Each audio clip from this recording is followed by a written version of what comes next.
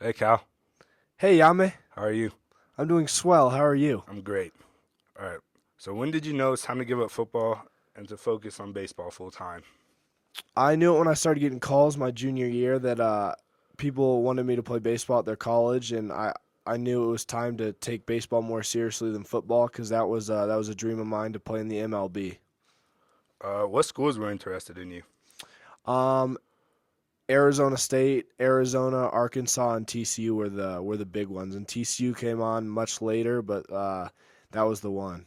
Why was it the one? Why TCU? I have a lot of family in Fort Worth, so around Texas, Texas Christian, and it was an awesome place, and the academics are incredible, and I think the smaller classes really appealed to me.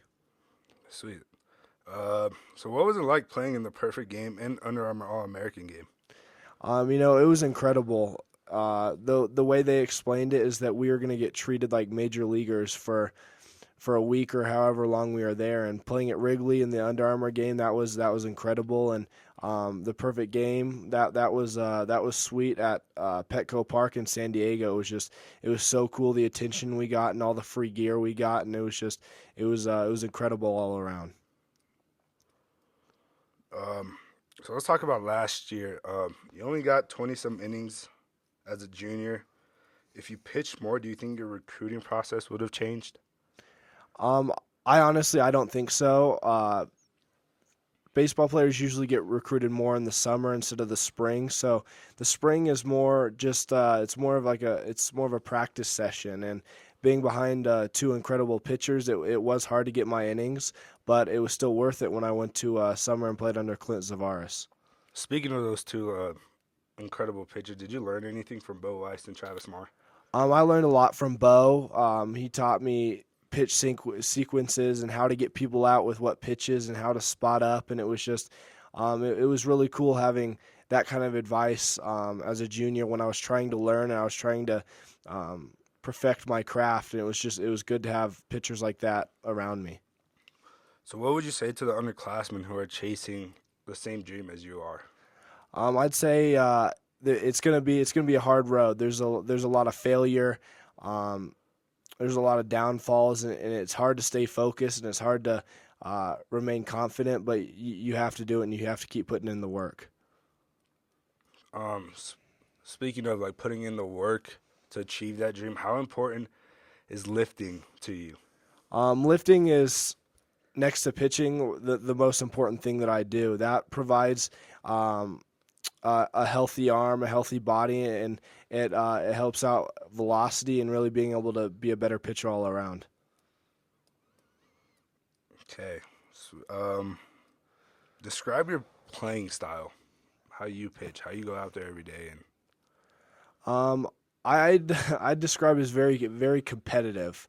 When I go against whoever's steps into the box, the first thought in my head is that this guy's not going to hit the ball off me. There's no way that this kid is good enough. So it's really it's confidence and um, almost cocky on the mound, knowing that I'm not going to let people hit off me.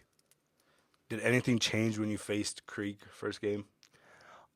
Just the adrenaline, the rivalry there, and the kids on Creek that I know. It was a whole new ball game, and I knew I had to bring my A game to beat them, and I did that. Yeah, you did. So what were your coming into the 2017 season? What were your expectations for your team? Um, we have a younger team, and I expected us to win a state championship. The last few years has been like there's been a lot of egos and people playing for themselves, but this year I could tell that we had something special. There was a lot of team chemistry, and everyone was really bonded after the team lock in. And I from then on I expected us to win a state championship. So let's talk about draft. So I noticed that you're ranked number 89 for this year's draft out of all college and high school players. How does that make you feel? It honestly it pushes me more. I had a rough fall, and that's why I dropped to 89.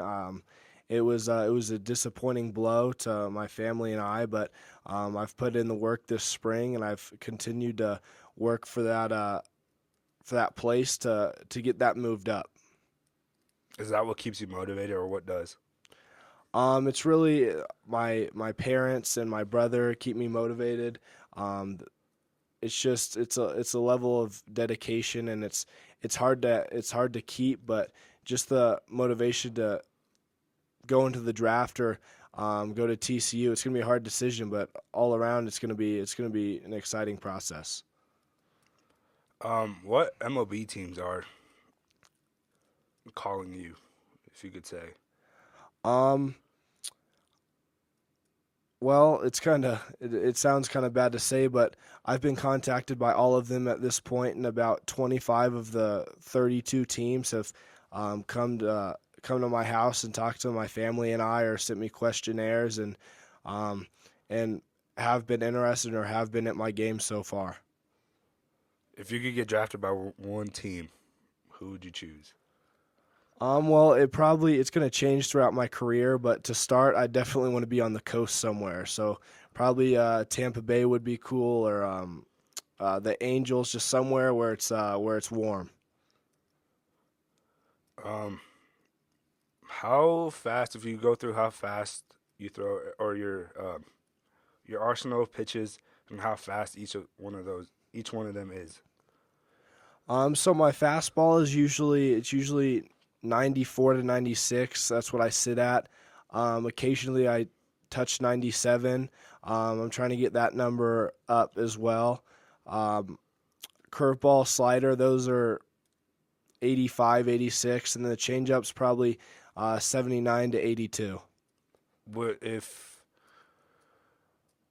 say you wanted to polish each one of those pitches, what would you polish? Like, what would you make better of those? A changeup, I'd like it to come in a little bit harder, or look more like a fastball when it comes in.